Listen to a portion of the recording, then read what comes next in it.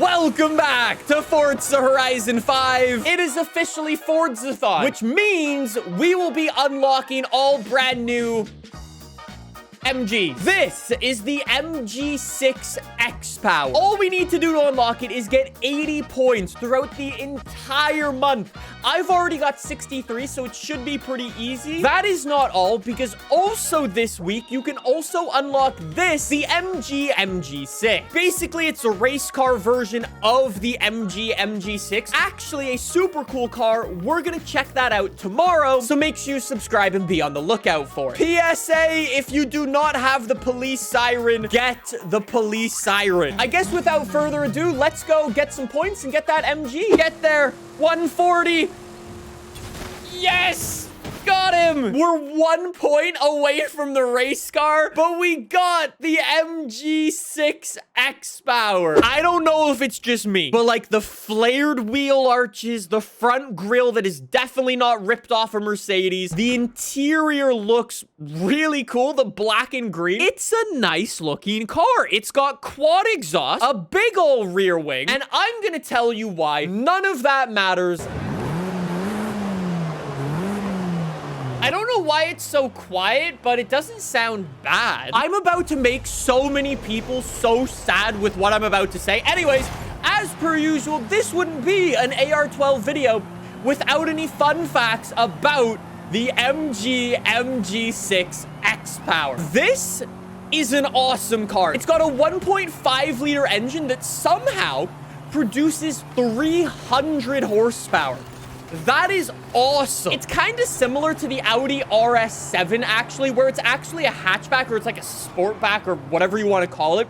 So it's got room for you, all of your friends, and your dog. These things are actually super, super rare. MG is only making 100 of them every single month. Usually when a car is super, super rare, a brand will make you pay out the ass for it. Not this one. This costs $30,000. $30,000 American, converted to Chinese currency, is 200,000 Chinese won. I think that's how you pronounce it. I think. You can pre-order the MG XPower for 9. That's not 9,000, just 9. Specifically, they wanted 9.9 yen, which is $1.50. That is insane value for money. However, you might be disappointed to find out it's front wheel drive. I would have much preferred to see MG go out, make this thing rear wheel drive, and honor the old MG XPower properly. Before I film these videos, I usually do like an hour, 2, 3 hours of research, right? I came across an amazing article. This article is from a company called carnewschina.com. It goes on to say like it's $30,000, like I was saying, so on and so forth. However, I just wanted to point out this incredible line. As our readers know, MG launches so many variants and updates of the MG6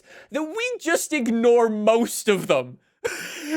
What an incredible line. Everything I have said about this car, none of it matters. When I'm doing my research, I oftentimes go onto YouTube to try to find like a real world review of the car. 2022 MG6 Pro. Nope, wrong one. Oh, here's a video of the MG6 XPower. Click on that. That's a video to car show. Okay, not exactly what I'm looking for. Let's keep looking. MG6 XPower. Those are just photos. Cool. Here's one. No, here's one video. And I have a feeling it's the same car from the show. I fully don't think it is a real car. I have no idea what the marketing strategy is, if there is one, but I don't think this car is actually real. I also tried looking for one of these cars for sale to see what like they would be costing like on the used market or even a brand new one. You cannot find one for sale in the entire world. Somebody just sent me this link. They made a second one. Ignoring the fact that the car might not be a real car, let's turn this into almost what it should have been. We're not gonna aim for any particular car class, but we'll make it as good as we can to sell to a car enthusiast. Engine swaps. What do we have? Yeah, that engine's gotta go. We can swap it. Oh, a 2 liter, straight 4. I guess I'm gonna go with the 2-liter, we will make it rear-wheel drive for some spinny boys. Anyways, I guess we'll toss on a massive turbo to our Honda-powered MG now. We can go in and get a front splitter. Whoa. Forza gives this a front bumper without the stupid red tow hook. If this has a cool rear wing, I am gonna lose my mind. Never mind. All right, good. Crisis avoided. Next step, we obviously need to fix the engine spacer. This thing's already on like sport tires. Okay. Then I need to upgrade the transmission, get a 6-speed manual. You know what? I actually really like the brakes, but the brakes are actually shocking quality. We'll also get it on sport suspension to slam it down.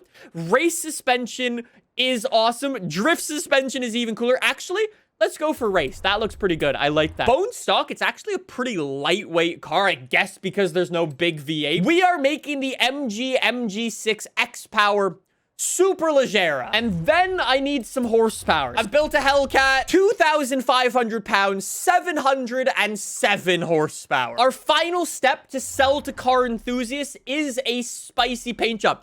We actually have advanced painting groups for this. So, paint group number 1 is the entire body of the car. I will paint that blue for now. And then what's paint group number 2? Interior? Wait, interior and my little roof fin? The car literally has interior customization in the weirdest way possible. Introducing the MG RS3. Have we made the perfect car for a car enthusiast? Based on that 0 to 60 time, I say no. Maybe with some of my insane downforce from the massive rear wing, it'll be quick through the corners. But you've got to remember, I cheaped out on the tires so it could do some slidey stuff for said car enthusiasts. So I don't know how good it actually is. You can actually hear the turbo too. Listen.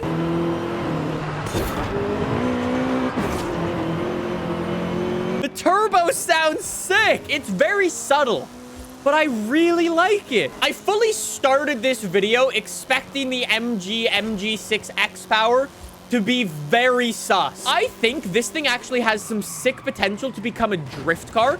We will definitely try that. I feel like a rear wheel drive, almost American muscle style drifty boy could work really well. Maybe with one of the other engine swaps, that could be a lot of fun. And I also just want to see how insanely fast we can actually make this car. I think it's going to be an amazing spectacle. So we'll give it a go. I was about to say this car wasn't very good in S1 until I saw it getting all 4 wheels off the air. I take it back. That was sick. My next question for the MG is, what is the most powerful engine of the bunch? I actually don't know what this stock engine can build in terms of horsepower. Let's upgrade it all the way to the max and see what it can do. Let's see. Never mind. This is the most powerful engine with 720 horsepower.